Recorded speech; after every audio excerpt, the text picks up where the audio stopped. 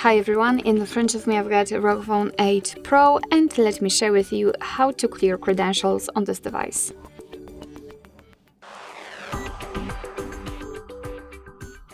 So let's start with opening the settings, and here of course the general settings, and here all we have to do is to find the security and lock screen.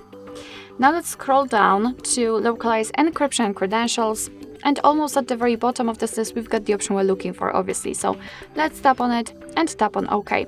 And as you can see, not only we've got this information, but also this option is inactive right now, which is obviously the evidence that we just successfully removed all certificates. Alright, so that will be all. Thank you so much for watching. I hope that this video was helpful, and if it was, please hit the subscribe button and leave the thumbs up.